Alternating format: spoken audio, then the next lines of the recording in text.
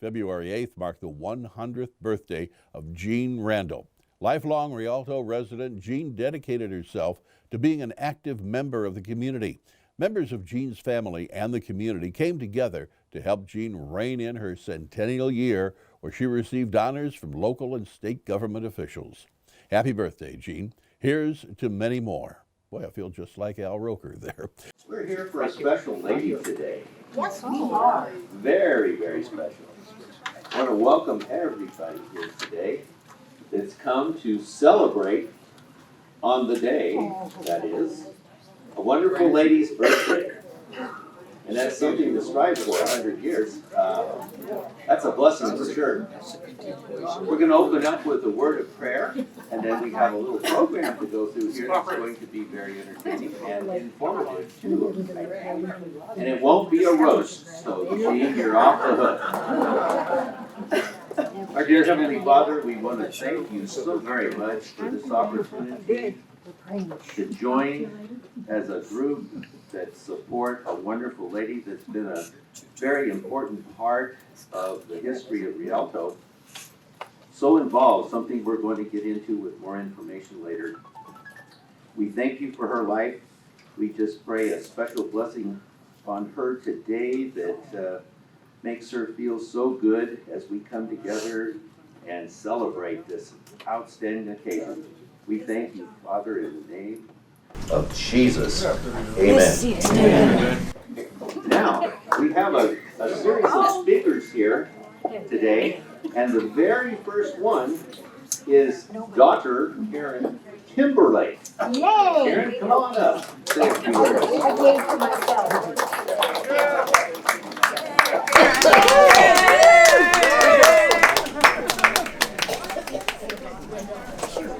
Let's hope I don't fall.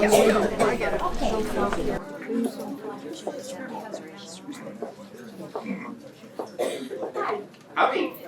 Good to see you again. Good to see you. Thank you. Good. Where if you want to be right outside. Whatever you're comfortable with. All right. Over it is. Well, with this it's gonna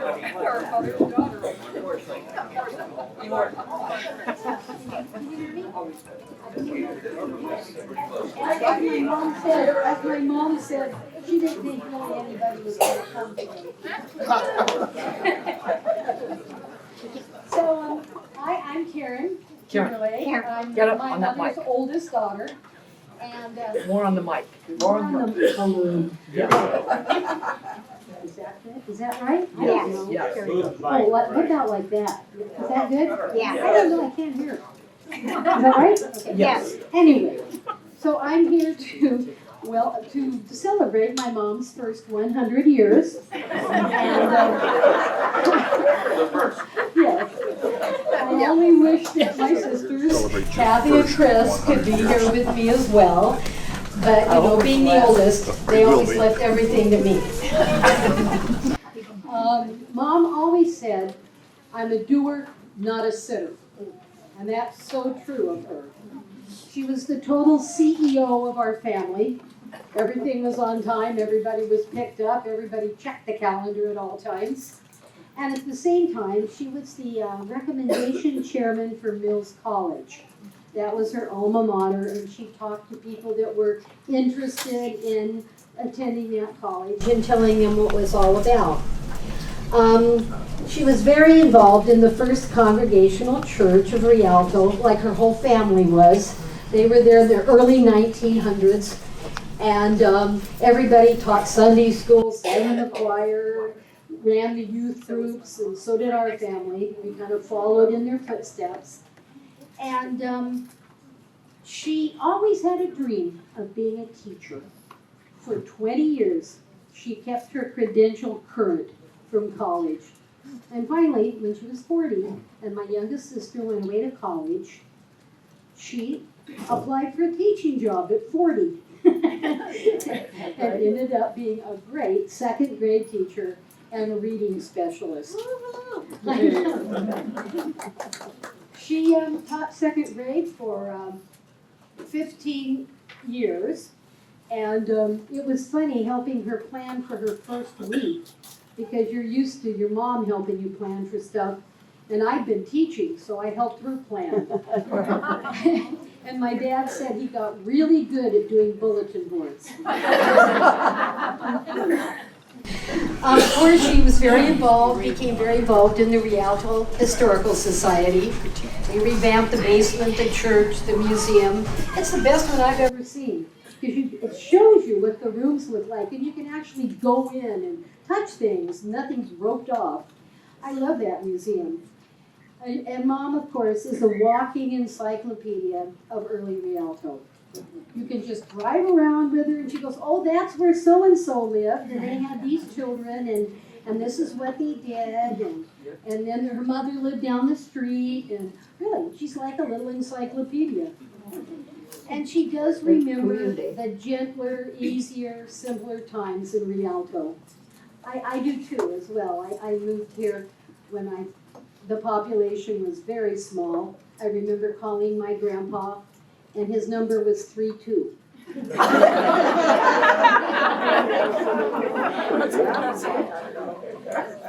Anyway, I think my mom's had a very profitable and interesting first 100 years. I'm anxious to see what she does with the rest. And it always this reminds me of my mom. It's a Winston Churchill quote where he was having his 90th birthday, and a young person came up to him and said, I'm so glad I get to be here to celebrate your 90th birthday. I only hope I get to come next year. And Winston Churchill kind of looked him up and down and said, well, I don't see why you can't. You look like you're in pretty good shape.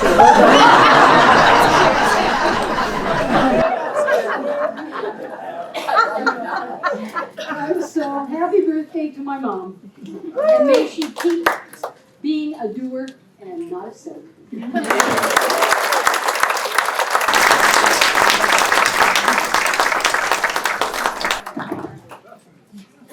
Our next speaker to come up is Jennifer Selbert, a very, very good friend of Jean. Eisenhower class of '62, which several of us in the room enjoy that positioning. Jennifer.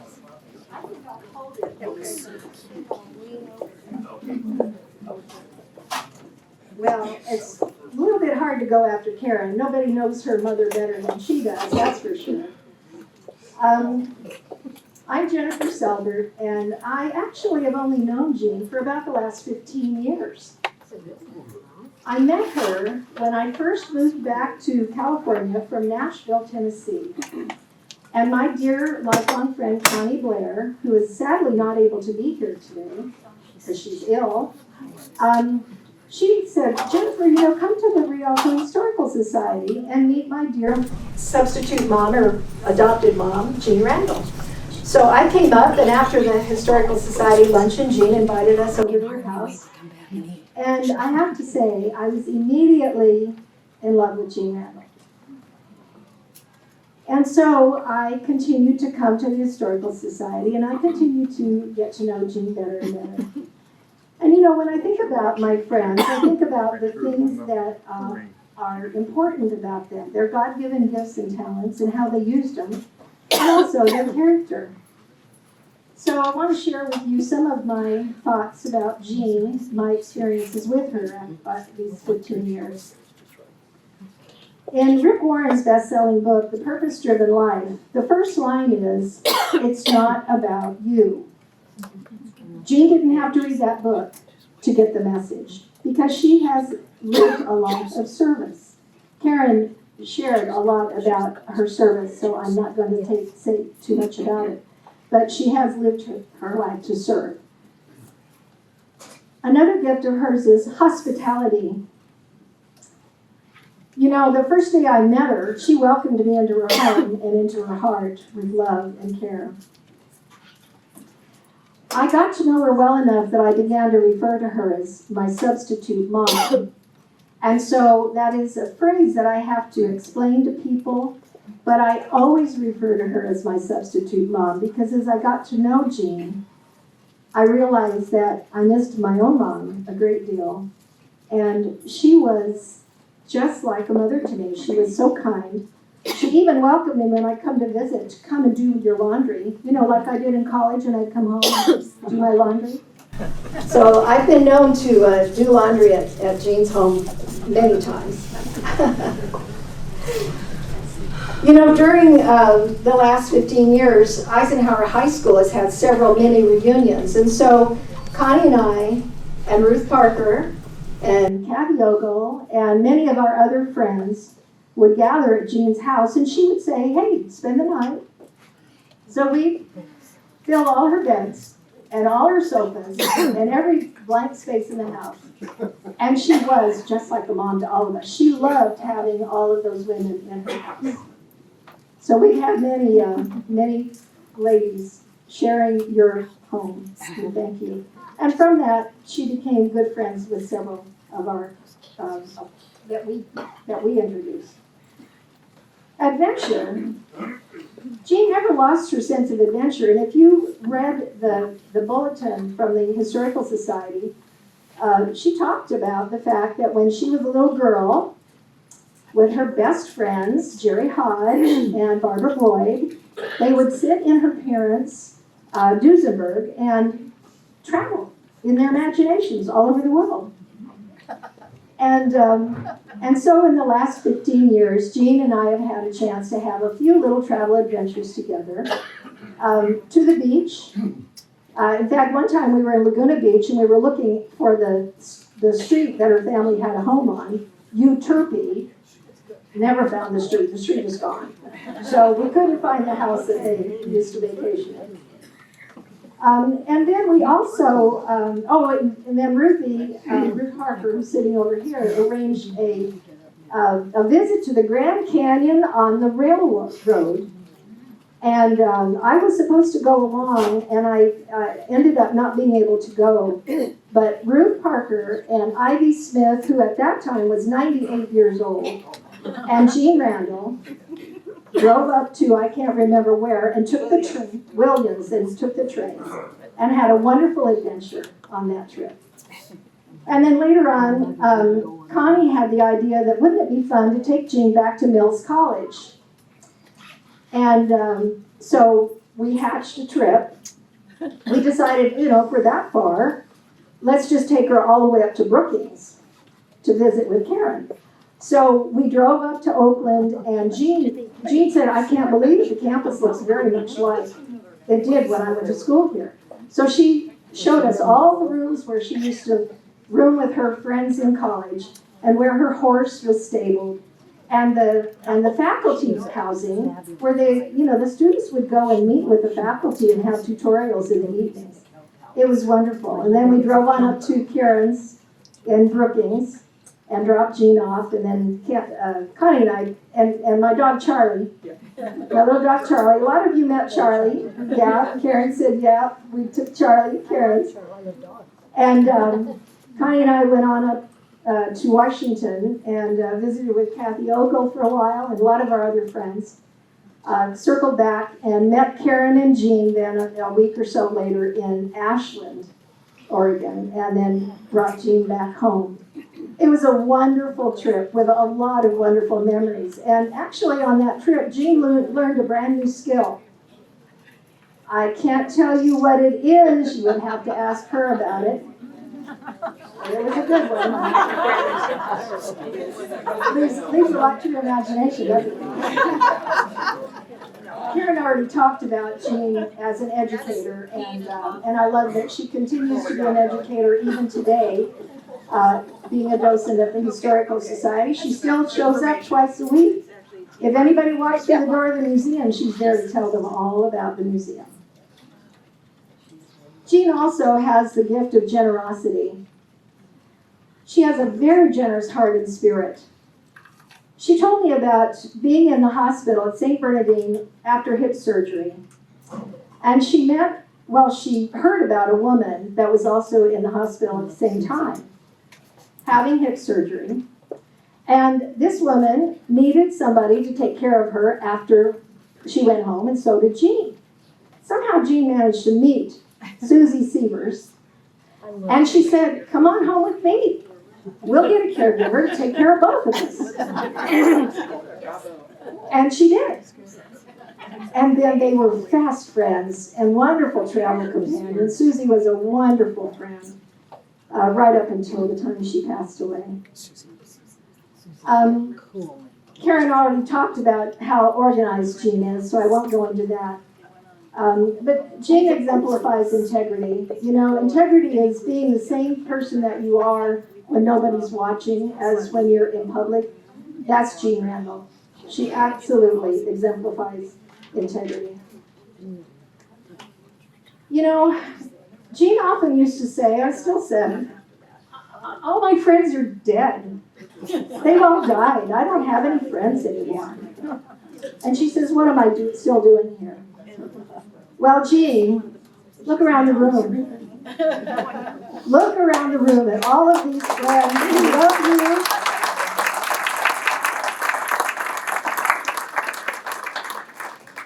Love you, honor you, and like me, feel absolutely blessed with the role that you played in our lives. I've learned some lessons from Jean over the last 15 years, and here they are. Keep your faith. Keep working and contributing as long as you're able to. Do as much as you can for yourself as long as you can. Maintain your sense of humor. You're going to need it. Accept help with grace. Enjoy the day God gives you. Go through grief and keep on living. Getting old is not for sissies, so be brave. Thank you, Jean, for inspiring me so much all these years. May God bless you. May his face shine upon you, and may he show you his grace. I love you. Thank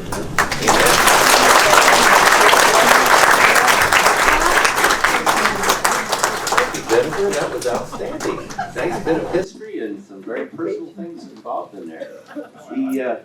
The next speaker we have coming up here is Mimi Gabriel Flowers. Woo!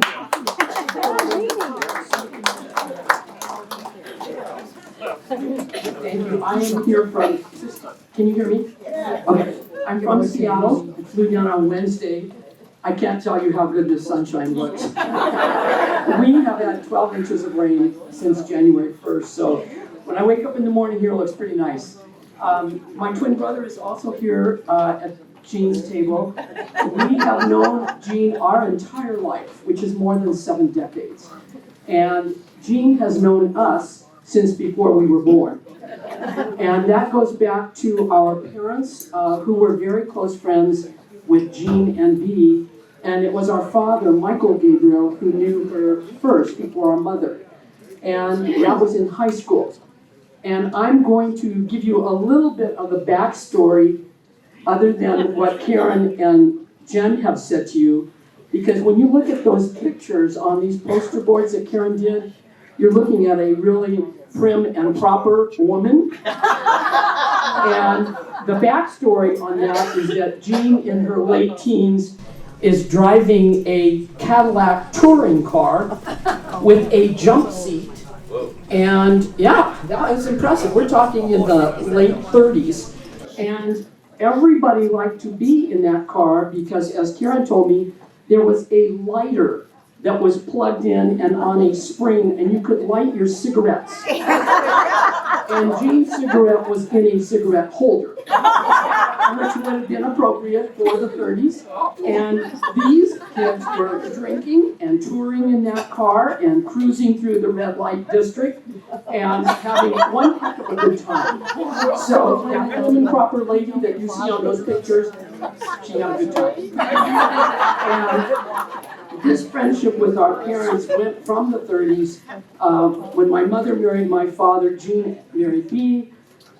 They had a long friendship until all the way through my parents' life. And of course, I have 3 other brothers who are not here, but we also were very much a part of a family, very close. We spent a lot of time as children at the beaches And I distinctly remember loving to be buried in the sand. And so there would be 8 children, all of us buried with just our heads sticking out of the sand. And it was wonderful. And here's these little kids, and of course, we can't move out of the sand because it's pretty heavy. And we loved it. Can you imagine that much sand in your underwear or your swimsuit? It was a lot, but we had a great time, and I'm sure we had hot dogs, and that was even more wonderful. But before Jean married Bee, she is visiting her friends in Hawaii, and she gets a letter, and so this is like 20 years old. She gets a letter from my father and says, "Dear Jean, thinking about you, hope you're having a wonderful time. We miss you, love, Mike." My father's name was Michael. Love, Mike. And then the next day, she gets the same letter, and it says, "Dear Jean, I'm thinking about you, hope you have a wonderful time, and love, Bob Colley." And the third day, she gets an identical letter from B, who becomes her husband, and he says, "Dear Jean, we miss you, we hope you're having a good time, and love, B." So obviously, all the guys that ride in that jump seat in that car are getting together and writing these letters to Jean and telling her how much they love her, with their tongue in their cheek. So, but it was a great marriage, and B was a great guy as well. The touring car, all of that, those were happy days. If you haven't had a chance, you should take a look at the very recent Rialto Historical Society newsletter, because in it, Jean is writing about her childhood.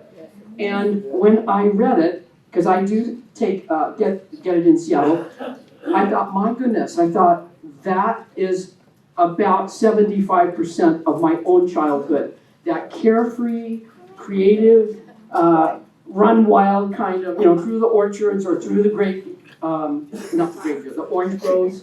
One of my younger brothers said, "Me, we grew up totally unsupervised." And I said, "No, we didn't," but I said it was a different time.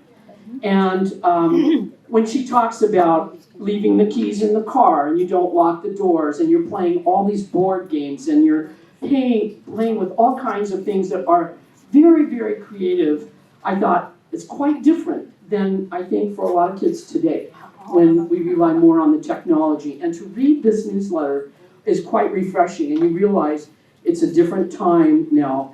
And this is a look back, and it's quite wonderful. So you should take a look if you haven't already. So I would say to her that Jean told me this story. She said she was always thrown out of the kitchen as a child because her mother and grandmother said, "Get out of the way because you're in the way in the kitchen, and go play and do your things," which was great. Go ride horses and run in the groves. And then she goes to college at Mills, and probably all the meals are cooked there as well. So when she gets married at 23, Jean, was it about 23? She said to me, "Meme, I didn't know how to cook." And she said, "That was the first big challenge of the marriage. I needed to learn to boil that water." And so I thought, that's a start. That's a good start there. And so that was a challenge the entire life, according to Jean. But you know what? It's been quite a ride. And Jean, we thank you for all the memories and for the friendship and for the love that you have given to all of us. 100 years, you've seen a lot of things. And the message here from Jean is stay upright, get out of bed by yourself, keep walking, and keep laughing. Okay? Thank you.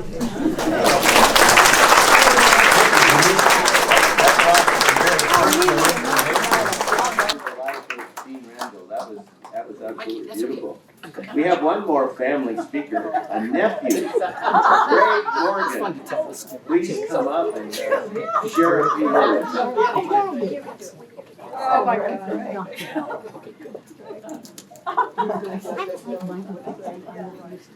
Well, I don't think I've taken my genes. I don't think I've taken this job as seriously as everybody else. Oh, really? Because I have no notes,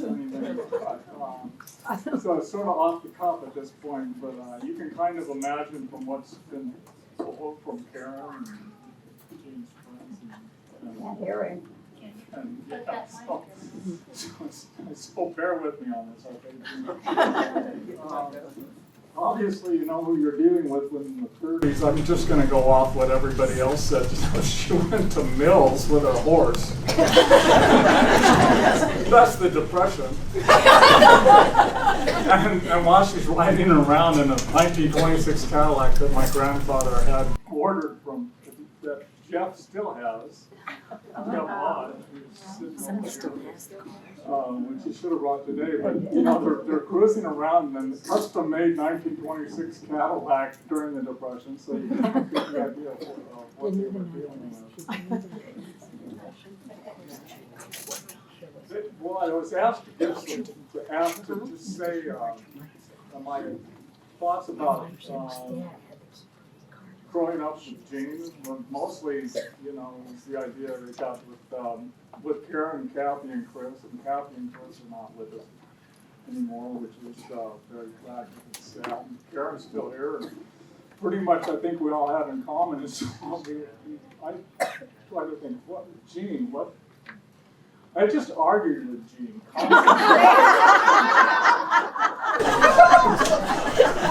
Daughters do that. Daughters. He said, your daughters. Seriously, that's all we did. That's the all whole we did. family, we would just argue with him. So, I mean, you know, I was thinking, I kind of came up with a theory about what was that all about, and ultimately I came up with the idea of there was this mythical town called Rialto that we all grew up in. I grew up in it in the 50s, late 40s and 50s. Jean grew up in it in the 20s. So that's the Roaring 20. I mean, that was a good time. And We can't hear you. We can't hear you. And through the Depression, There you so go. I'm sorry. Me growing up with it, I think we had the basic thing we had in common. Well, we're families, so basically, I don't know. There's a lot of people in families that don't, you know, they quit talking to each other. Oh, we kept on going. For the last 15 years, she comes down and she goes to Thanksgiving at our house in San Diego. And we would spend, you know, there was a 2-hour getting, I'd come up and pick her up and take her back down there. You know? So it's a 2-hour down and we would sit and talk, and 2 hours back up and we would go, you know, we basically had the Vietnam War totally figured out. And we did not agree. About anything about that. And there was a lot of things we didn't agree about. But the one thing we did agree about, I think, on this theory of the you know, there was the Camelot of Rialto, that it was sort of this mythical place we all grew up in. That wasn't really so mythical if you were an adult, but for kids, it was amazing. Rialto, growing up in Rialto as a kid, and I grew up over on Acacia, and 60 acres of oranges, along with another few thousand acres of oranges, it seemed like at the time. And Jane too, you know, with B, and he had his tractor and stuff stored in our barns and things. And the idea was that there's this mythical town, it was Rialto, that we grew up in, and it was pretty ideal. It was pretty remarkable. Right. And driving around through here today, I had to go check out some stuff over on the olive grove. The grandpa bought an olive grove during World War II, because he figured he'd corner the olive market when Italy got bombed.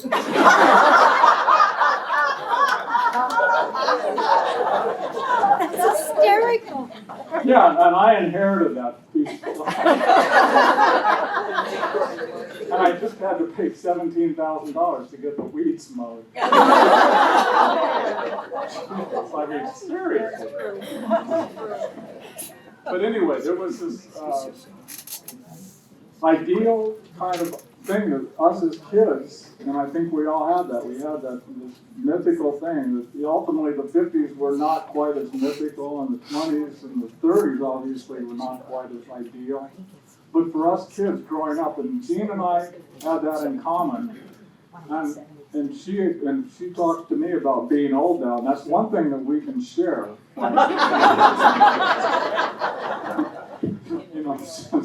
You know, and Karen too, you know. Too bad Kathy and Chris aren't here. That would be, yeah. Well, let's get a few more speeches about how fun it was back in the old days and all that. It was great. So I don't know, but the main thing was, I think, for us was like growing up in the orange groves and Rialto and driving around here. It was a different place, and it was sort of mythical, and it was really a fun place to have been back then for kids. I think my father, who moved to San Diego, and there was an orange tree growing in his front yard, and one of the first things he did was cut it down.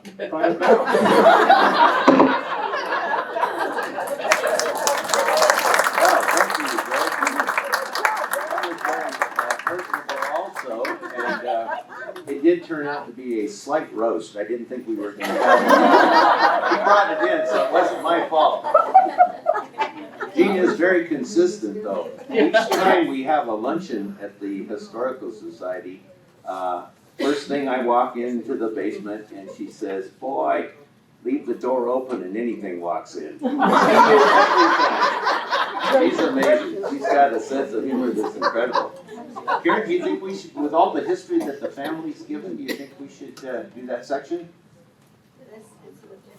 Yes. Is our Mayor, Deborah Robertson, still here? Right here. Oh, outstanding.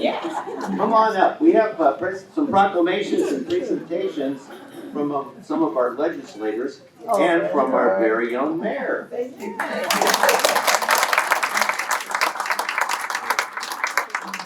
Thank you so much.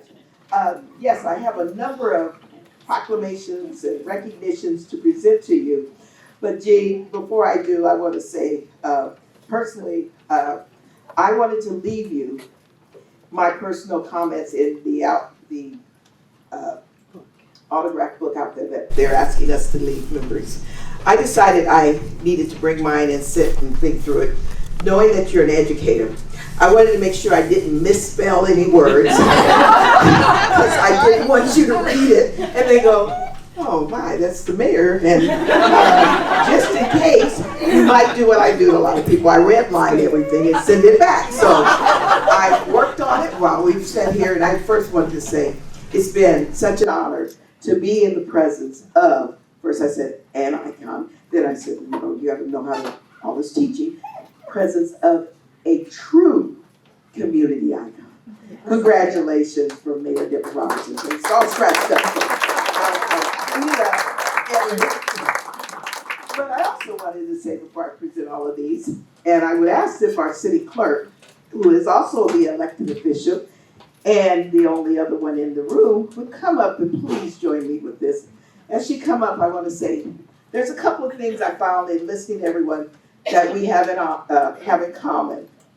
First, Jean, I want to share with you the fact that you went out and did a lot for Mills College, and I want you to know that this is her second year. 2 years ago, my oldest granddaughter, graduated from Mills College, and she went into teaching, and she's now with the Oakland Unified School District, teaching at Oakland High School.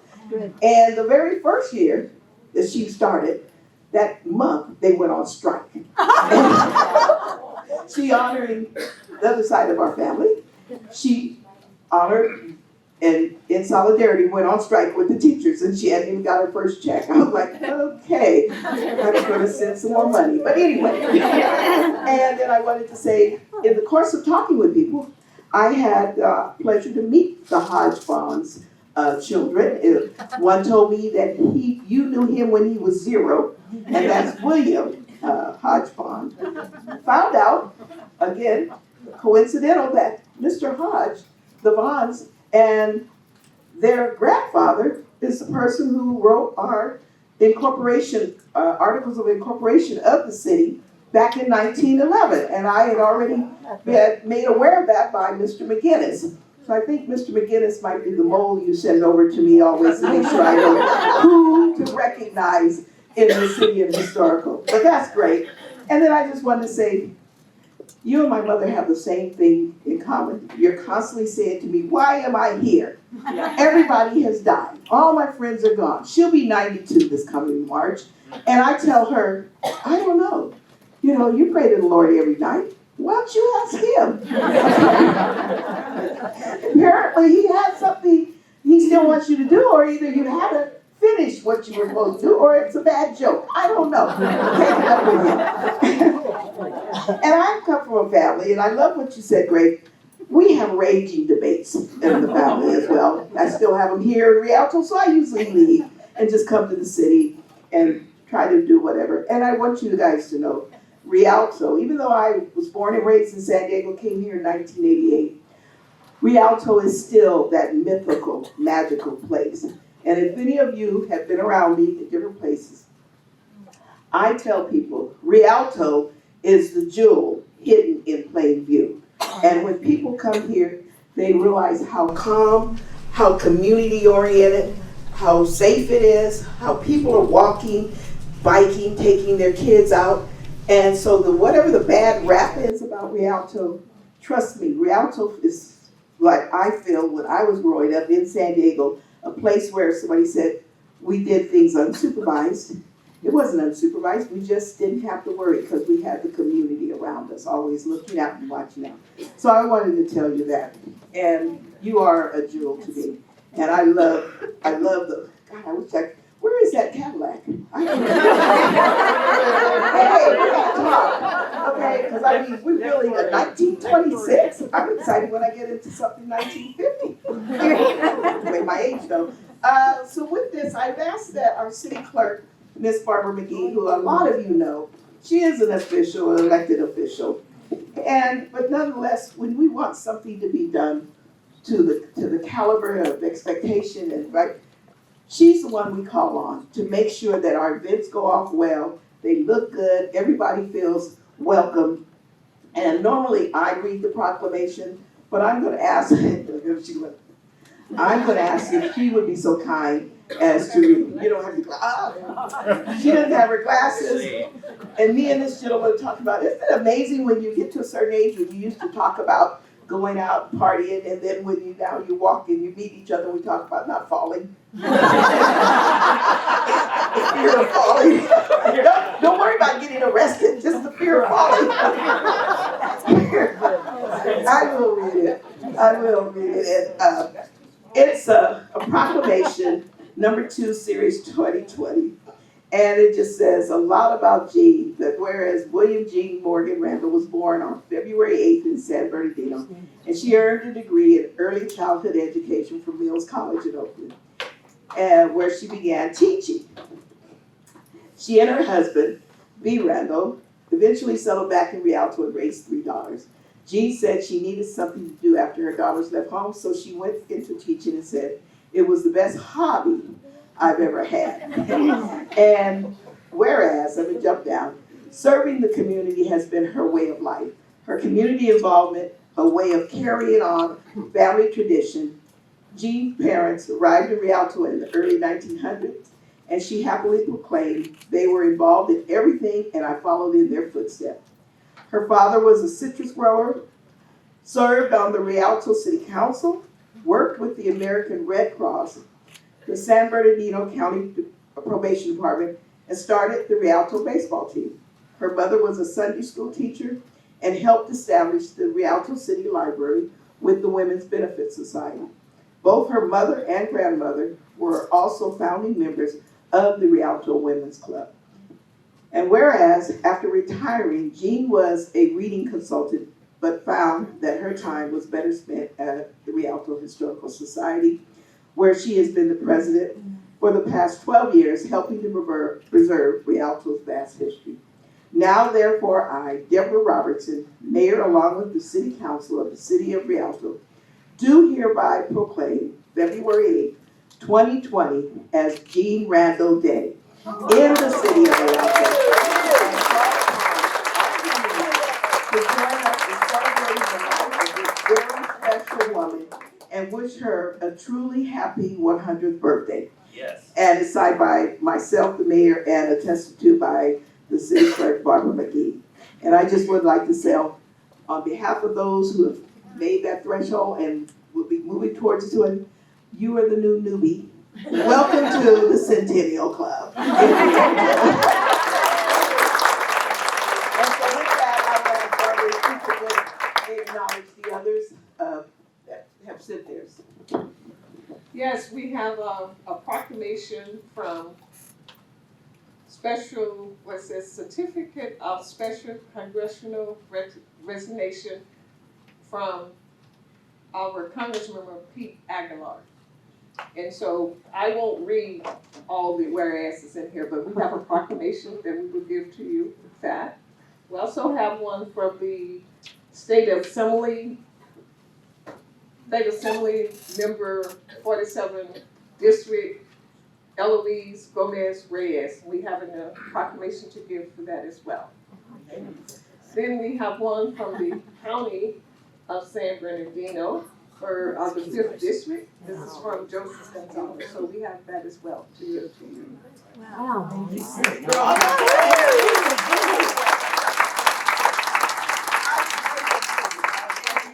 And we also gonna have something from the governor. We thought it was gonna get here today, but probably it's gonna be in my office one day next week, and I will make sure you will get it. And I'm gonna say happy birthday, Jean Randell.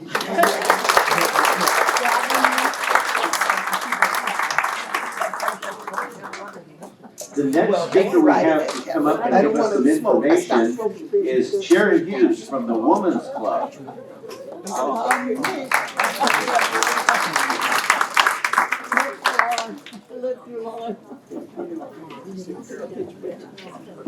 Hello, so good to see you all today. On a personal note, I've known Jean about 35 years. My son had her when he was in the 3rd grade in the 80s sometime. And then my daughter, my oldest daughter, who is here today, Natalie, raise your hand. She had her in the 3rd grade, and I started volunteering in Jean's class.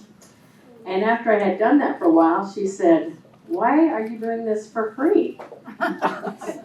Go down to the school district and take a test," and I became the instructional aide. Then I had already had my degree, so she said, "You should start teaching," which I did, and I was almost 40, just like Jean, when I started teaching. And so I taught in Rialto for 20 years. And I would say that she's the one that got me started in education. And we still see each other quite often. Now, on the other note, the mayor mentioned that her mother and grandmother were founding members of the Women's Club of Rialto in 1910. Excuse me. And we love having Jean still as a member of the Women's Club. And we have a certificate of recognition for her today, awarded to Jean Randell in honor and celebration of her 100th birthday, February 8th, 2020. And it is signed by our president for this year, Diane Shields. Diane. And the Women's Club was very happy to be part of this celebration with the Rialto Historical Society and the fire department and the police department. And many thanks to Barbara McGee for helping us put on this event today. Jean, I'm going to give you this recognition, and you can take it home and hang it on your wall.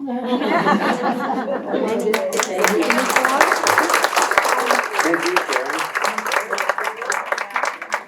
The next person we have to say a few words and possibly a proclamation is from Joe Elliott from the Rialto Historical Society, which Jean has been a very solid member for a long time and a catalyst in keeping everything going, like she always says.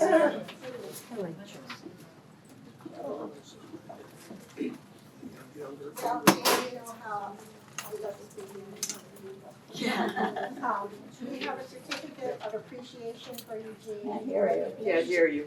In recognition, is that better? Right on top, get right on top. In recognition Yes. of your time and outstanding dedication to the Rialto Historical Society and for your commitment to the community, we love you and we always think, every time we have an open house, you say nobody's coming and you're always full. And it's been fun working with you. Thanks, Joe. Thank you,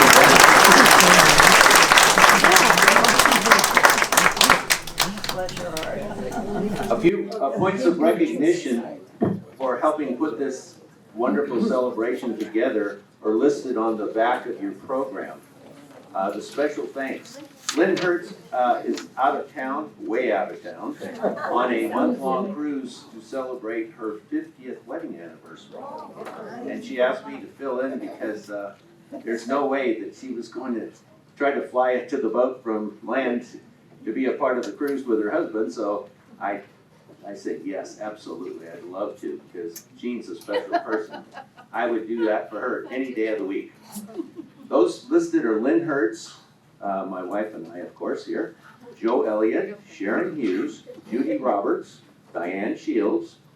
Special recognition to Barbara McGee, our city clerk, who really made this come together. She was so instrumental and helpful. She is a real can-do person, and we appreciate everything she does. The Rialto Historical Society, the Women's Club of Rialto, Rialto Professional Firefighters Local 3688. A lot of them were here earlier in the first part at 11 o'clock this morning. The Rialto Police Department, we've got some really tremendous officers and staff there. Community Services Department, and back some of the fine munchies that you all enjoyed today were catered by Design Cuisine by Marco. And I've been privileged to be a part of several things that he's catered and have been impressed, and very tasty. So let's give those. Happy birthday, Jean. I hope that you have a wonderful day and see you soon. It's Greta Hodges. Happy birthday again, Jean, and many more years. How about that? Jean, Mickey and I wanted to wish you the very best of time and a birthday, happy birthday. Thank you for all you do with the Rialto, the Historical Society. It's really blessed us. We love God bless you. Jean. Happy birthday. Marianne and Tony, happy birthday. And Jeffy. and Jeff's here too. Hi, Jeff. And all four of us will always remember you as Aunt Jean. Yes. Everybody else, you are Aunt Jean to us. Forever and ever. The best, the best, the best. Love you, Jean. Happy birthday, Jean. It's been a wonderful 100 years. May you have 100 more. I really appreciate seeing old and new friends.